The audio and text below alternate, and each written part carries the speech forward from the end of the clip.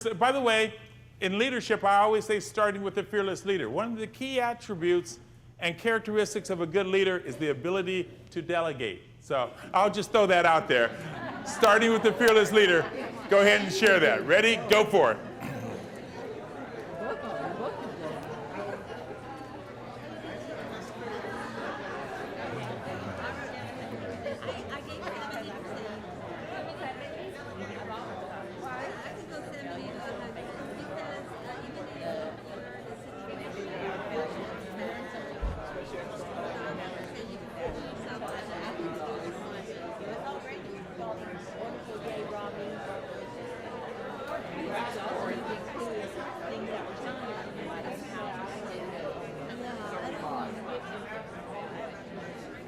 What's your number?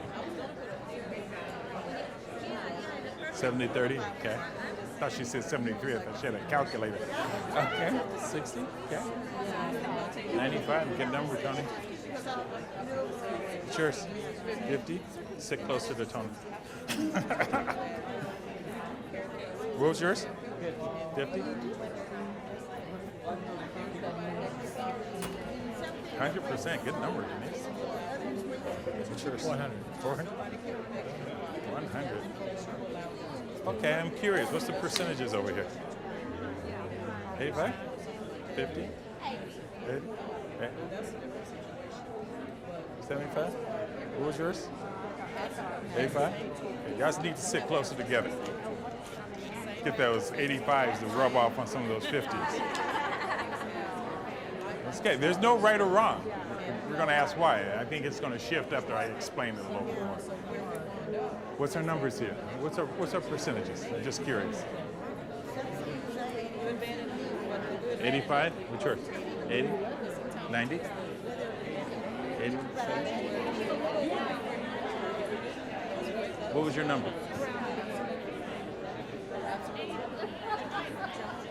90? 100? What's yours? 80? Good. 100? You guys got some great numbers over here. I might have to have y'all sit next to other groups. Good job. Good job. We'll talk about why here in a minute. What's your percentages? Okay. Very nice. Good numbers. Good numbers. What's your numbers? What's your percentages here? 95? 80? 100? She's still thinking it. She has her calculator going. Tell them about it. Tell them about it. I'm here. I'm here. There's the same as mm-hmm. And so if we think we're successful toward failure, we bring that with us. So we think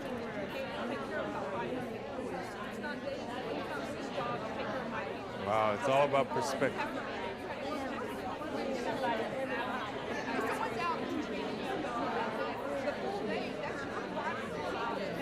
Who needs a recording? She takes killer notes here over here. But I'll share another thing though with you, and I'll probably share it when I get up there. But would you agree that we have to also learn from our failures?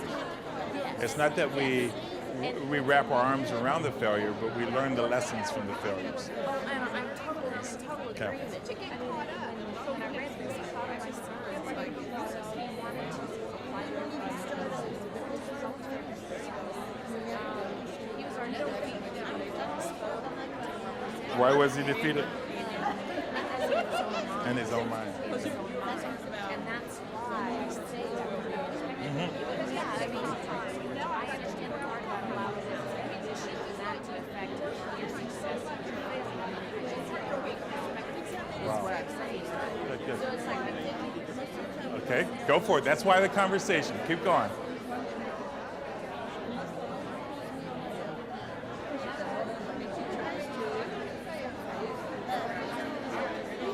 Paul, what's your number? What's your percentage? 80? Yours is 80 as well? 90? We haven't met.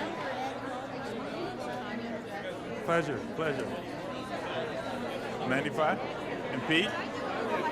50? Sit closer to Janine. You'll be all right. We doing all right over here? Billy, what's your number? 90. I'm not talking about the temperature in the room. No. I'm just joking, just joking. What was yours? 80? 90? 70 and you're dropping. Okay. What was yours? 80. Wow. I need to get it back here. Okay, ladies and gentlemen, can I get your attention again? Power clap on 3. 1, 2, 3. Great job, great job. I have to tell you, I didn't want to stop that conversation. I mean, we're going like 3 minutes, 4 minutes, 5 minutes, but some of those conversations were very poignant and provocative. What was interesting is you started to share a little bit of your philosophy with some of your coworkers. But would you agree a lot of it lends itself to perspective? How are you looking at things? I'm going to do a quick inventory. How many of you were at 100%? Do I have any 100%ers in here? Quite a few as I was walking around. Okay, let's do this again. 70 or higher. 100%ers, you'd raise your hand again. The majority of the room, give yourselves another power clap. 1, 2, 3. What's key is I feel as though that lends itself to how much personal responsibility you're willing to take in your life. I feel it, how many of you feel as though my poor quote is? Some of y'all were abusing my quote, I want y'all to know. Some of you said, I was good up until the 3 dots, and you're starting to scratch out the rest of it, right? I was 100% up until the 3 dots. Would you agree there's always outside conditions? There's always, let me give you a perspective. It's not in your handout, another perspective. If, in fact, we talked about, I had a bullseye here, and in the center of that bullseye are things I had total control of. What would be things that we would put in that bullseye? Ourselves, our effort, our mindset, our attitude. How we react. I had one gentleman said he can control his kids. We got him help. He's doing better. So we know we can't control. When it comes to control, we're kind of limited to what we can control. Outside, limited to ourselves and our own choices. The next circle would be what we have influence over. What we may have influence over are far greater things than what we don't. But here's what's critical. Outside this control and the influence circle are things we have absolutely no control and no influence. How many of you know people or work with people where they spend their entire lives outside the circles dealing with things they have no control and no influence on? And some of us is just tweaking their thinking to say, why don't we focus on what we can control? My son and I have this little saying. How many of you remember The Lion King? Can anybody get to see The Lion King? We call it the Rafiki moment. The Rafiki moment. Those of you who aren't familiar with it, that's a baboon down there, and Simba has run away from home and runs into Rafiki, and he goes, oh, that's my past. Simba's talking about, I don't want to go back to my past. And Rafiki takes his staff and hits him in the head. How many of you remember that? Okay, y'all paid attention, didn't you? I love that. And he hit him in the head, and he said, what'd you do that for? And then Rafiki went to hit him again, and he moved. He goes, why are you moving? He goes, because you're going to hit me. He goes, see, you learn from your past. Recognize we learn from the failures and the successes. When we talk about individuals carrying their success, what I'm focusing on is to what degree are we taking responsibility? I talk often when I travel about San Antonio. Lived in San Antonio 31 years, loved it, still love it. Just, as a matter of fact, I moved to Friendswood. Janina and I talked about that. I moved to Friendswood because literally I just need to be within an hour of an airport, and my wife needed to be by NASA, so we live 5 minutes from NASA. Then she gets a promotion and she works out of the house all the time. We're not even going to talk about my irritation on that. We'll talk about that later. But so the last year and a half we've lived in Friendswood. I still talk about San Antonio. How many of you have been to San Antonio? I mean, I would imagine most of you. There's a neat hotel down there. It's called Plaza San Antonio. Down there they have a lot of employees, but I love the property. There's a lady who works in housekeeping there. Her name is Yolanda. Now, would you agree that as a housekeeper, she is an integral part of the success of that hotel? some people may see it as a menial task, but would you agree those tasks are necessary for the success of that property? Well, she's in this room this one particular day, and she's cleaning up room 420. And then 420, there's a business traveler. This business traveler had stacks of paper, or it could have been evaluations, it could have been others, it could have been HR stuff, it was stuff on the floor. Yolanda came to the conclusion that this person needed additional desktop space, so she called downstairs and said, could you have a desk come up to 420 right away? They brought up a desk, they set it in the corner. She took all the papers that were on the floor and put them on the desk in the same order. In the same order. Y'all can breathe. I mean, air left the room. She touched the papers. She set them there, cleans up, and is on her way. Was that her job? No. How many of you think she went over and beyond the call of duty? How many of you said to yourself, she should not have touched them papers? Why is she touching them papers? I asked crazy questions. I said, Yolanda, what would make you do a darn fool thing like that? Yolanda says, PMS. I said, pardon me? She said her personal mission statement. What were y'all thinking? I don't want to know. I don't want to know. She said her personal mission statement was to enhance the quality of the guest experience.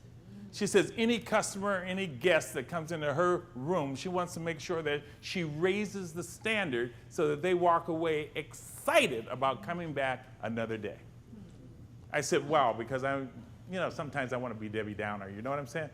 So I tried to rain on that parade. I said, there's some places you just couldn't work. She looked at me like I was strange. I said, there's some places you'll call downstairs and ask for a desk. They'll say, Yolanda, you've got an hour and a half to clean 15 rooms. You don't have time to take inventory of the furniture. Would you agree there's some places that would respond that way? You know what Yolanda told me? She says, I don't buy into that. She goes, one thing that's always true, I'm in charge of my choices. And as long as I'm in charge of my choices, I have options. Oh, wow. As long as I'm in charge of my choices, I have options. She says, because I can leave a note for the gentleman to call this number. She says, worst case, I can go get the desk myself. I wanted to see that. She's about 59 and I'm a little twisted. I just wanted to see her carry the desk. Fact of the matter is, what I'm sharing with you is, she took responsibility. Personal responsibility. Personal responsibility says that you are the principal source of the results that happen in your life. You step up to the plate and say, I did that, I'm in charge. But let me share something with you. If in fact we divided the room in half and said this side takes responsibility. So if we're taking responsibility, the flip side of the same coin of responsibility is accountability. Not only am I the principal source of the things that happen in my life, I also have to take ownership and be accountable for the things that happen in my world. Does that make sense? Because if I'm not taking responsibility and accountability, so let's say I'm at 50%. That means 50% I'm taking accountability and a responsibility. The other 50% I become a victim and unempowered, not motivated, and I'm really not excited about what I'm doing. Are you following me?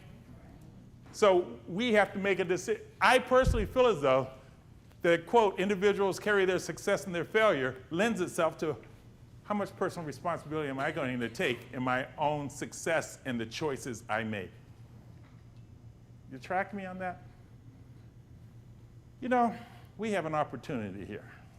We have an opportunity to be strategic partners to a group of very intelligent people, our engineers, our directors, etc. By being strategic partners, what it allows us to do is to be intelligent also. It allows them to see us as partners helping them accomplish their goals. And when they see us as that strategic partner, as an advocate to help them get more of what they're looking for, that wealth comes back to us. I'm an amateur of the scriptures, but they say the more you give, the more you get. Don't examine the roots, enjoy the fruits. It works. It comes back at us. Are we good? Now, where we're going to come back from the break here, because I did promise a break at this point, and I've got people saying, break. Y'all good for about 20 minutes? Are we good for 20? Yes. Tell you what, we'll make it 20. And come back, we'll go into professionalism. We'll come up with a model on how we can be a strategic partner, and we'll close up with how you can read behavioral styles based on those profiles that you took. Are we good? Power clap. 1, 2, 3. Awesome. See you in 20.